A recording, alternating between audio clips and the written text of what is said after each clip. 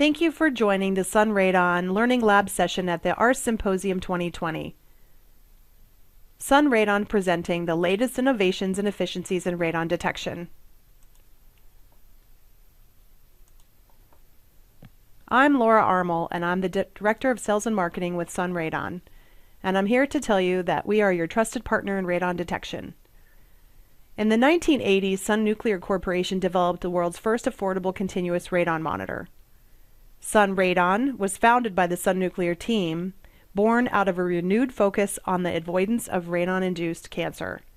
And our mission is to advance innovation of affordable, reliable, and robust indoor radon and indoor air quality monitors.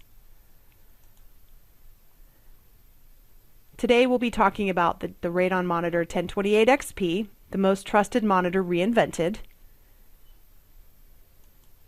Share with you how it can be upgraded to the most advanced CRM, adding in temperature, humidity, and pressure sensors, wireless connectivity through an LTE feature, automatic data reporting, and integration with OneRadon Cloud.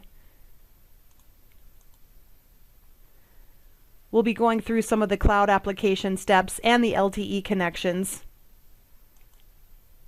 talking about the software applications, and sharing some of our trusted partners' feedback. We'd like to thank our customer, Andy, a mitigator in Ohio, who's absolutely loving his LTE. His comments here, he just wanted to say thank you, and he went on a job to make some changes, and he's able to sit back at his desk with a smile and enjoy his weekend as he actually knows it's passing because of the LTE capabilities. It has logged flawlessly, so we thank Andy for his comments. We'll go through how the cloud works, the professional user and the basic flow, connecting, retrieving, reporting, and then invoicing to clients. And then we'll talk about what the cloud now offers you as well.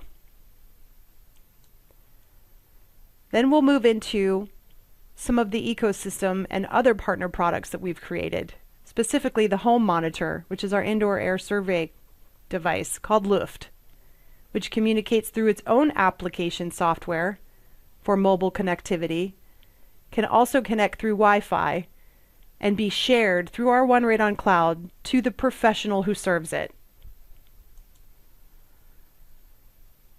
Luft is the first plug-in long-term indoor air quality radon survey monitor for long-term post-mitigation and inspection monitoring, mobile and cloud-based monitoring, and monitors with 6 key indoor air quality parameters at once. The Bluetooth initial setup and local connection to Wi-Fi provides continuous device communication through our cloud and is shared with the professional. We'll go through the platform software that the Luft provides at no charge to its user, share the dashboard settings, the sensor readings. We'll drill into some of the reporting capabilities, and then show custom settings where users can create push email and text notifications, change colors and night light settings, change alert and warning thresholds, and simply validate and provide peace of mind to their end users home after inspection or mitigation. We thank you for joining us and really hope that this presentation serves you well. Here I have my 1028XP set up with an LTE module plugged into the backside of the unit, and my serial number is 238213018, and I'm going to go ahead and show you how to connect this into the cloud services, OneRadon.com, and I'll log into my personal account so I can share with you the LTE connection with the device, and also through the OneRadon mobile application. As you can see, a simulation of my mobile phone here. It's actually a mirror of my actual mobile device with my OneRadon software application on it. I'm going to go ahead and connect, selecting my USB icon at the top. And I'm going to go down to connect to 1028XP and allow my mobile phone to search for the Bluetooth of the serial number in the unit.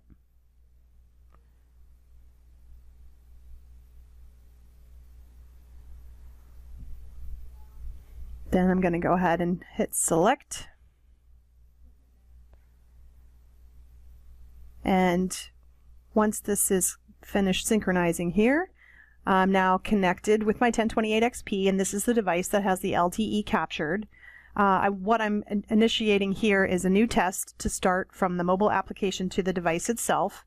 And I'm going to go ahead and select New Test. So I'm going to highlight New Test.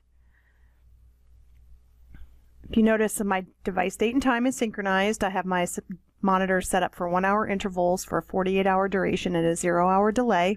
So I'm going to scroll down here to start testing.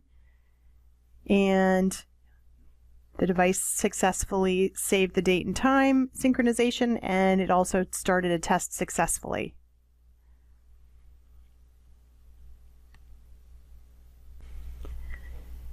We're going to do a quick check here. You can see that the test is in progress on the device, and my EXT symbol is green, which means that my LTE is actually active and sending data. Now I'm going to go back over to our cloud services to see if we can actually capture this test in progress. So now I'm back in my cloud dashboard under the Inspections tab, and you can again see my LTE is active on this device. We have a test that's started. It says test is 0% completed based on start time and duration setting. So right now I just started the test at basically 12:41 p.m. and it's located here in our offices in Melbourne, Florida. And I'm going to scroll over to my test number, which is 31418, and I'm going to go ahead and select that test. And now you can see that my information, let me open this window a little larger. My inspection is here in front of me. It looks very similar to the SunRADON application software. But in this case, I actually can restart and stop the test if needed. So I'm not going to attempt that right now because I want to start gathering data so we can check back and show you the details. But there's some information here that you can see, my device serial number, again, that it's connected to, the same one that's here in the office with me, 238213018. It's a model 1028XP with an updated application firmware of 1.2.4. And my start time again is 12:41 p.m. So we're going to check back within the hour or so to see what kind of data has been collected. So I'm going to let this run for a while and then we'll come back and check in again. So now I'm back in my cloud application of SunRADON.com, and I'm looking at least a 2-hour lapse of information on the test that we started earlier at 12:41 p.m. It's now 3:51 p.m. and I have actual data. And I can start to scroll through some of my charts and see some data points acquiring here. Now I only have one point in this hour for radon concentrations, and then the next hour at this point in time. So we've got to let it gather a little bit more before we see the third measurement. And some of the other information on the environmental sensors, temperature, pressure, and humidity is also starting to build. So the longer, obviously, the test runs, the more acquisition of data we'll get.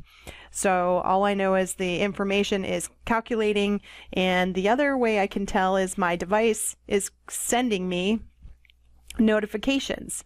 So I'm not sure, hopefully you can see this, but I have successful data synchronization sent to me from my Google Chrome. That was done at 2:42 p.m., at 1:42 p.m., and then initiated at 12:41 p.m. So I know I have 1 full hour and 2 full hours of data. So that's good information to know, that when you see this information come across as a pop-up message during your day, if you're sitting in the office, you'll know that your device is still taking data successfully. So I'm going to go ahead and close that down. So that's good information to have. So the next steps will be to continually monitor the data as it's collecting, and again, hourly acquisitions will change. We'll see measurement counts increase, and then as I go to the device itself, it will actually suggest more information throughout the testing. If I wanted to restart a test in the middle of this process, I would simply hit restart.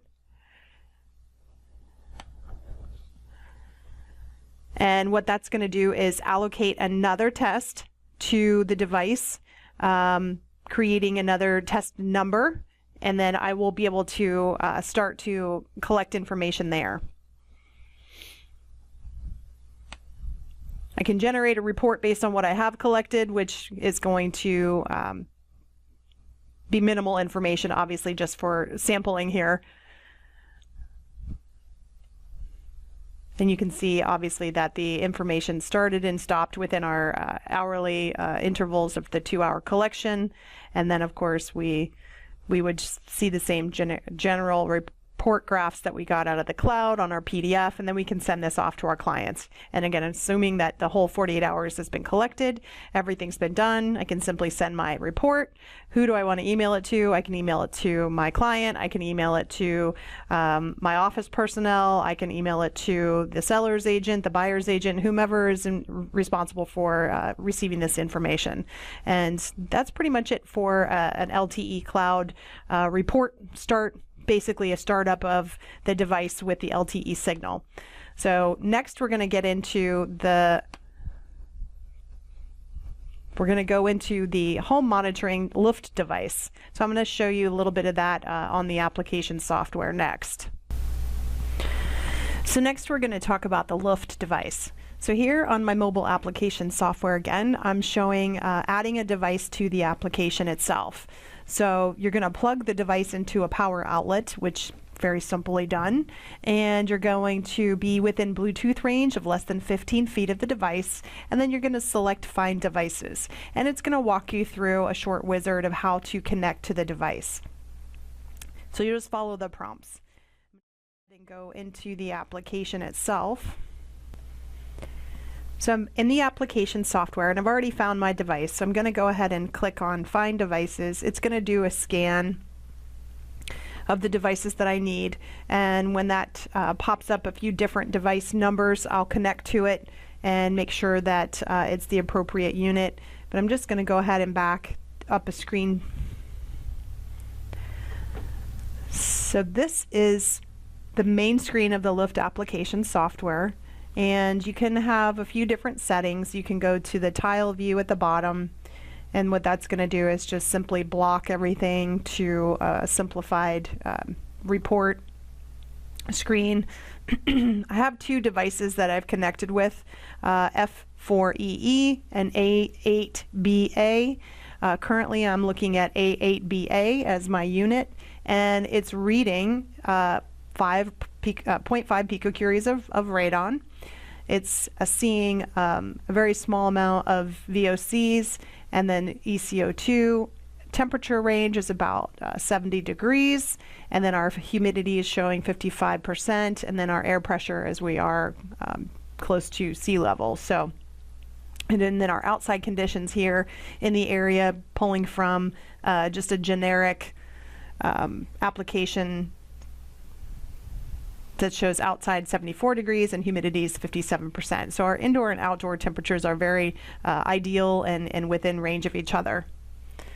So I'm going to go scroll down to the charts, and here I'm going to see a few different chart scales. This again is the radon view of a 24-hour picture of radon concentrations, and I can go over and select the 7 days and get a picture of about a week.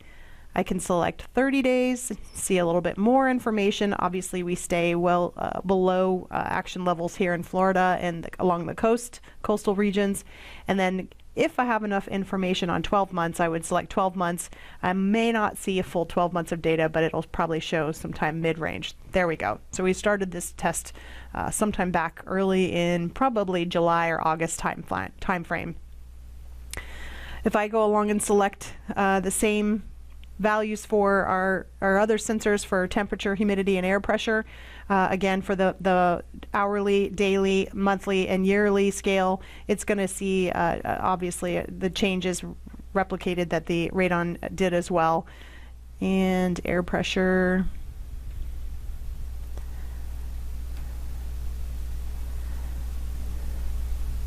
there we go, catching up here. I can go into the device itself and create I can do a lot of things with this application actually, but notifications, I can set up notifications to I can receive from the device itself. So if I'm the end user of this product and I want to know what my home values are on a daily basis, I would go in and check these boxes to make sure that the information that I'm being sent is relevant to what my interest would be in for that particular parameter. So here I've checked all the boxes for each different air sensor. I can go in and check for firmware updates. Currently my device is up to date. And I'm actually selecting the 3 bullets at the top. I can remove a device from this list. Simply go in and remove a device. You sure you'd like to remove this product? Yes, you can, and then you can start over again. So I'm going to say no. I can connect to Wi-Fi, and it's going to go through and find Wi-Fi selections for me. Here I'm showing the Sun Nuclear Guest Wi-Fi services. So I can select the Wi-Fi, and I would simply log in with that password.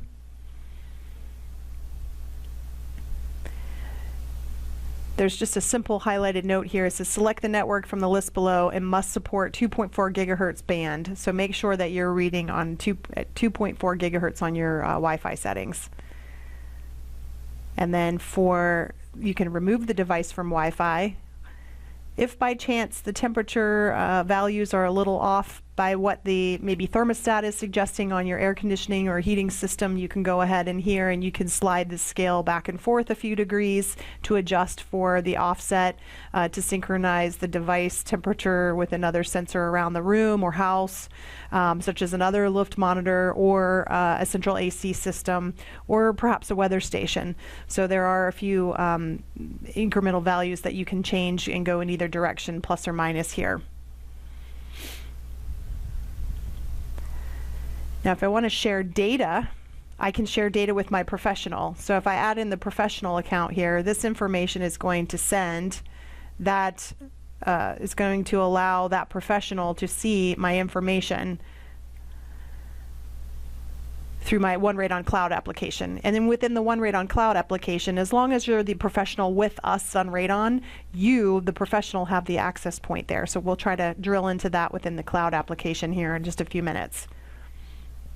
The user, the end user, or your customer does not have cloud capabilities or permissions. They would simply only see the data on their application software themselves, or if they push an email notification to maybe to themselves or their home office or something. So those are some of the selections under the bullets at the top. And then if you have any frequently asked questions, it does take you directly to our indoor air quality FAQ page. So I'm going down to the bottom of the device here on the application settings wheel. And this is somewhat of a front-end selection that you would make when you go in to create your account. And you're going to name your account appropriately. For myself, Laura Armel. I have my email address listed and created a password, which is obviously not shown here. And then if I would like, I can change building type information. Maybe I'm going to move this over to my office, or I'm going to select to give this to my child's school or daycare facility or summer camp. I can change that over to an educational service or something. But here I'm just going to leave it as a residential single family. And then I can go in and select mitigation system, and if I have one, or if it's active or it's passive, or if I don't know, I just simply can select one of those 4 choices. But my home, I have none. And then under the general selections here, you can go into notifications. Again, I can push notifications and warnings and alerts to emails if I wanted to share this with my husband, or if I wanted to share it with my personal account or my work account. These will provide me reports that I will get set up however I choose. And here I've set this up to receive these reports monthly. Because a daily report might be a little bit too much for me, especially if I'm going to be looking at this from a long-term respect. But if I am a professional and if them setting this application up for a user that's going to be, temporarily using this device, then you might want to set it up for daily so that you can go in and maybe possibly tweak a system if you set up a mitigation system for them, or if they just have a high concern of high radon levels in their home, or need to have some adjustments made to maybe a current system. Again, you could switch it to weekly if necessary as well. So there are a few alerts that you can set up for email notifications, and you can add, I think, up to 6 different email addresses.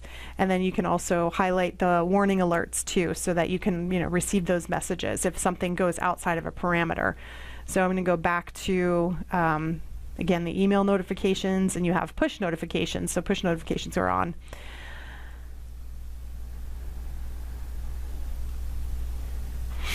I'm going to select units because we have already checked for a firmware update, but I'm going to go ahead and select units because this is where you can go in and change your values. If you're obviously working internationally, you might want to change over to Celsius, and the same for air pressure if you prefer inches of mercury, and radon concentrations from picocuries to becquerels. So we would go in and make our unit adjustments there, and then thresholds. Thresholds is another value we can go in and select. Radon thresholds, if I wanted to set up, and I can change the device depending on which one I'm working with. I have 2 to choose from. If I wanted to set up, and make both of them the same, I would go back and forth between these 2. Let's say I do want to make the device that's listed as F4EE a warning of 2 picocuries and then an alert at 4. And again, this is information that might be relevant more to a professional, and they would then be able to go back in and figure out what's going on with the system they may have already installed, or suggest again over time a more secure, credentialed, certified radon test to make sure that the house, in case it hasn't been mitigated, might need to be mitigated. So these are values that you can receive, and you can go ahead and you can set them for all the devices if there are more than one device in the location, and make those values the same. Here you can customize each air quality sensor's warning and alarm thresholds. However, all sensors have default settings and can be changed at any time later. We recommend to tailor the temperature and humidity settings to your environment first, and retain the default radon, TVOC, CO2 settings to get started. So that's just a little disclaimer there. You can also change colors with your application software. So we can go into the color scheme, and if I wanted to apply a different color to my Luft device, I would certainly go in and allocate. So for instance, we'll start with the night light. Everybody kind of enjoys a nice ambient light in their hallway or their bedroom or their family room, but you can go in and change this to different selections. Purple is an option, and then you can go in and change the brightness level to that device as well, and you can apply it to all the devices. So if you wanted to turn the LED off during the night, you can disable the color selection, and then choose the start and end time to set the time when it turns back on again, so it doesn't have to disrupt your sleep. Again, if you have it in a child's bedroom, maybe you don't want to have a bright light in their room in the evening, so you can certainly turn that down. And you can apply it to all the devices. Same goes for color options for the warning indications. So if you, let me go back to say no to this. So you can go back in to set up your OK. If your radon levels are reading normally, as they should, you would leave them at a specific color range. Green usually means good, so we're going to go, or green is good or go, so we'll leave that at green. And then if we wanted to change to a warning, obviously warning is generally going to be a yellow color, so you can leave that as the warning levels. And then of course the alert, let's see, is always going to be the red color. So if you wanted to change it to orange or something that might maybe be more significant, maybe you're colorblind, you could certainly make those changes. You could just make it simply white, but those categories are there for you to sort of customize the device and make it more appropriate to your inspections or that person's home. So you can save all those parameters, and then you can go back, or you can just reset them to the defaults if you're going to take this device and then apply it somewhere else. There's a few more things to look out for. You can do the app layout in the tile view or the list view. There's app themes, light mode or dark mode. I think here I'm in the dark mode. And then you get the legal disclaimers and the version information and privacy policies about Luft. You can certainly look up more information on this within on the website as well. But I'll go ahead and close out of this page, and we'll go back to see the device itself in action.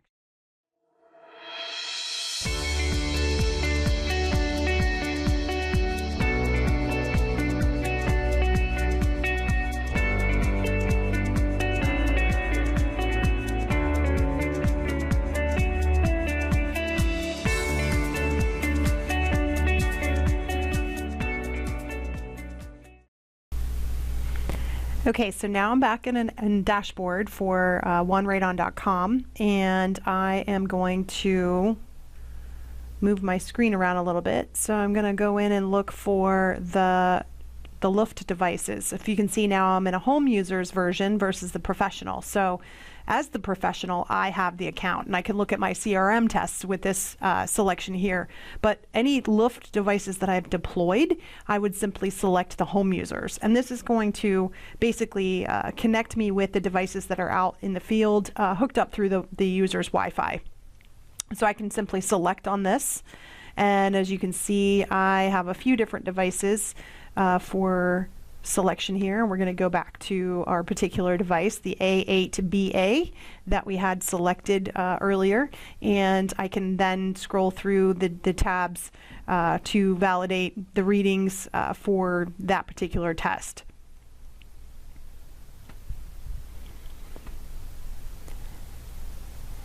And then I can show the 7-day values and of course 30 and 12-month day values. And it's showing Eastern Standard Time, and I can select 30 days to get the bigger picture and check my radon values. Everything's well under my warning and my action level lines here, my thresholds, and of course my coloration of yellow and then red to take immediate action. And then if I want to go to my other device, which was the F4EE, for comparison, that's again another device that I can look to see my values, and I can look out to a long-term range, which started back in July. So obviously we're missing some data obviously on the precursor of that. But these little Luft devices can be renamed. So again, if you have a specific person, or maybe if you have them in your own home, you could name them something more ideal, such as den, child's room, or you can simply give it a name like unit number 1, unit number 2, because I know a lot of people don't care to use the naming convention given to them by the manufacturer. But for simplicity here, we're just referring to them as the device codes that are provided on the labeling. So again, those can be changed within the application software itself. So this is a simple view, and again, if I wanted to search for other devices, I could simply close out and then of course expand my view to any other regions that I've deployed them, and then select into that actual pin drop, and then go to the readings of the device to see how many tests have been done there. And of course, these are 3 different serial numbers, all being used in the same office region here at the 425 building in Melbourne, Florida. So just wanted to show this application, which is dedicated to the professional. So thank you for joining us today at the SunRADON Learning Lab session here at the ARS Symposium. If you'd like to learn more information, please feel free to drop by our virtual booth and ask for a live demonstration. We're happy to share more information with regards to the 1028XP, the LTE module, the OneRadon cloud software, and the Luft plug-in indoor air quality sensor. If you have any questions after the symposium, please feel free to contact us. We're happy to share this information and provide one-on-one demonstrations as well. You can reach us at 321-255-7011 or support@sunradon.com. Thanks again, and enjoy your virtual symposium this year.